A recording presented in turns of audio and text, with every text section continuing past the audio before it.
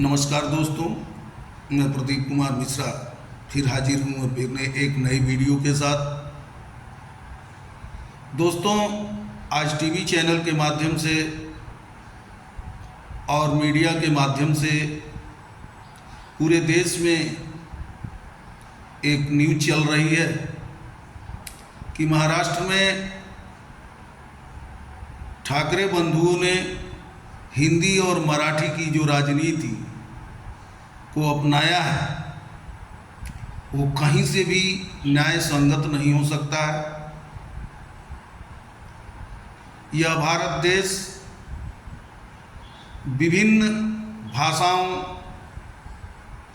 विभिन्न परिवेश, विभिन्न तरह के रहन सहन के लोगों से बना हुआ एक संयुक्त देश है, जिसमें किसी भी भाषा, किसी भी क्षेत्र के लोग किसी भी जगह पे रह सकते हैं, अपना बिजनेस कर सकते हैं, कारोबार कर सकते हैं, काम कर सकते हैं और उनको किसी भी तरह का कोई परेशानी पेश नहीं होना चाहिए। लेकिन कुछ लोग अपनी राजनीति को चमकाने के लिए, राजनीति में अपनी ख़त्म हो चुकी मुद्दों को जीवंत करने के लिए कुछ गैरकानूनी कार्यों के माध्यम से राजनीति को चमकाना चाहते हैं, तो ये शर्मनाक है और इसकी जितनी निंदा की जा सके उतनी होनी चाहिए।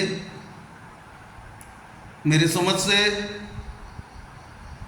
ठाकरे बंधु ने जो ये आइडिया निकाला है, जो उनकी ये सोच है कि महाराष्ट्र में मराठी को लेकर के और मराठी भाषा को लेकर के हम कुछ अभियान चलाएंगे जिसमें महाराष्ट्र की जनता हमारी साथ देगी और हम राजनीति में एक बार पुनः वापस आ जाएंगे, तो ये उनकी गलत सोच है।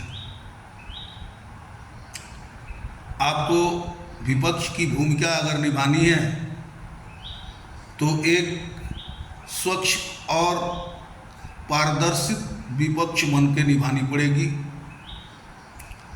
अगर आप विपक्ष में रहते हुए जनता के हित के मुद्दों को, जनता के जो हित हैं उनके बातों की अगर आप पार्लियामेंट या असेंबली के अंदर उठाते हैं, सरकार का विरोध करते हैं, तो जनता और पूरी देश की जनता आपके साथ रहेगी।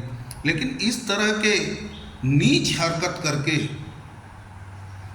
हिंदी भाषा, मराठी भाषा, गुजराती भाषा, ये अपने देश में एक गृह युद्ध का माहौल बना के आप लोग क्या सिद्ध करना चाहते हैं, ये कहीं से भी हमको ये अच्छा नहीं लगता है और किसी भी तरह से इसको कोई न्याय संगत भी नहीं ठहरा सकता है। मेरे समझ से आप लोग ऐसा करके अपनी राजनीति को बिल्कुल रसातल की ओर ले जा रहे हैं। अगर आपके अंदर अकल है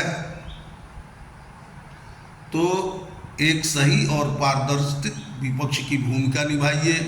गरीब, मजलूम, समाज के दबे कुचले लोगों की सहायता कीजिए, उनके हित के मुद्दों को उठाइए।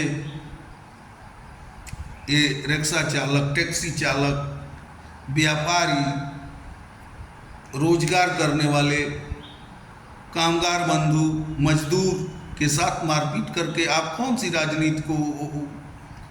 राजनीति कर रहे हो और इस राजनीति को कहाँ से कोई न्याय संगत ठहरा सकता है।